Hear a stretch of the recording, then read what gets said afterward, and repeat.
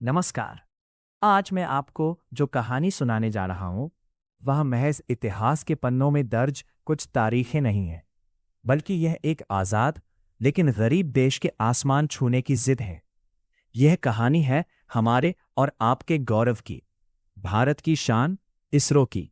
कल्पना कीजिए 1960 के दशक के भारत की। देश को आज़ादी मिले कुछ ही साल हुए हैं। हमारी सबसे बड़ी चिंता रोटी, कपड़ा और मकान की है। दुनिया की महाशक्तियां अंतरिक्ष में अपनी धाक जमा रही थीं और हम अपनी बुनियादी जरूरतों से लड़ रहे थे। लेकिन इसी भीड़ में एक शख्सियत ऐसी थी जिसकी निगाहें सितारों पर टिकी थीं।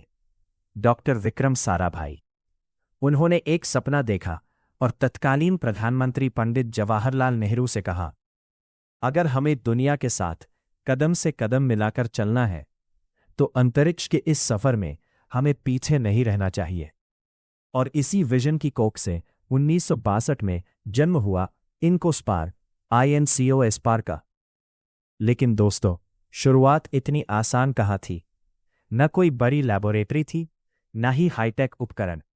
केरल के तिरुवनंतपुरम के पास समुद्र के किनारे बसा एक छोटा सा मछुआरों का गांव था, थुम्बा।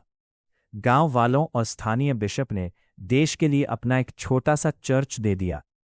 हाँ, एक चर्च। यही सेंट मैरी मैगडलेन चर्च बना भारत का पहला अंतरिक्ष ऑफिस और वर्कशॉप। जरा अपनी आंखें बंद करके उस मंजर को महसूस कीजिए। देश के सबसे बड़े वैज्ञानिक अपने रॉकेट के पुर्जे साइकिलों के कैरियर पर लाद कर लॉन्च पैड तक ले जा रहे हैं।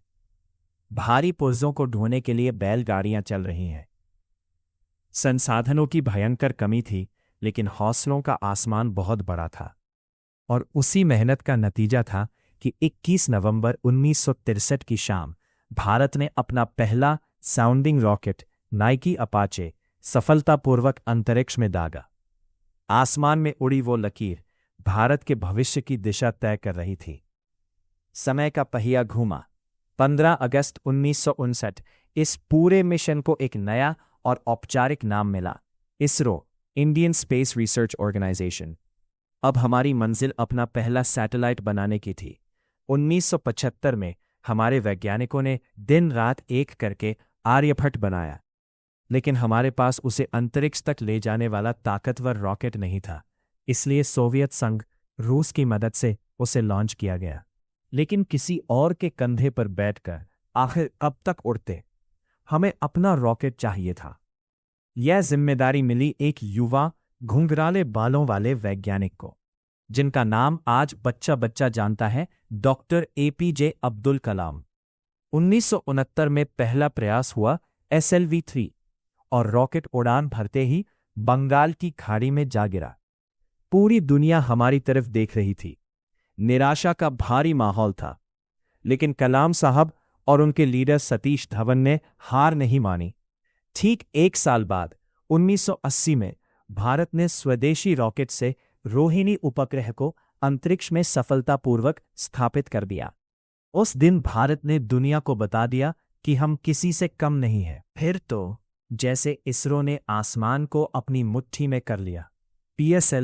PSLV नाम का एक ऐसा भरोसेमंद रॉकेट तैयार किया गया, जिसने न सिर्फ हमारे बल्कि दुनिया भर के सैकड़ों सैटेलाइट्स को अंतरिक्ष में पहुंचाना शुरू कर दिया।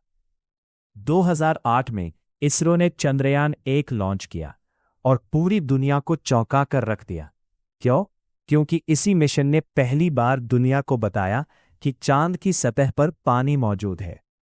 और 2013 का वो ऐतिहासिक मंगलयान मिशन तो आपको याद ही होगा। पहली ही कोशिश और सीधा मंगल ग्रह की कक्षा में प्रवेश। दुनिया का कोई भी देश ऐसा नहीं कर सका था। और सबसे हैरानी की बात यह थी कि इस पूरे मंगल मिशन का खर्च हॉलीवुड की एक फिल्म ग्रेविटी के बजट से भी कम था। ये है हमारे भारतीय वैज्ञानिकों के जुगाड़ और बुद्धिमत्ता की ताकत। और फिर आया साल 2023, वो पल जब करोड़ों भारतीय अपनी टीवी स्क्रीन से चिपके हुए थे। सबकी सांसें थमी हुई थी और तभी घोषणा हुई, भारत अब चांद पर है। चंद्रयान-3 ने चांद के उस अंधेरे दक्षिणी ध्रुव साउथ पोल पर कदम रखा जहां आज तक दुनिया का कोई भी देश नहीं पहुंच सका था। अब हमारा आदित्य L1 सूरज की आंखों में आंखें डालकर उसका अध्ययन कर रहा है और इसरो तैयारी कर रहा है गगनयान की, जिसके जरिए भारतीय इंसान भारतीय तकनीक से अंतरिक्ष की सैर करेंगे। दोस्तों, थुम्बा के उस छोटे से चर्च से लेकर चांद के दक्षिणी ध्रुव तक का यह सफर, साइकिलों पर रॉकेट ढोने से लेकर दुनिया के सबसे सस्ते और सफल अंतरिक्ष मिशन करने तक का यह सफर चीख चीख कर कहता है कि अगर आपके इरादों में जान हो तो आसमान भी आपके सामने झुकने पर मजबूर हो जाता है। ये सिर्फ विज्ञान की कहानी नहीं है, ये इसरो की कहानी है जो हर भारतीय से कहती है, सपने देखना कभी मत छोड़ो।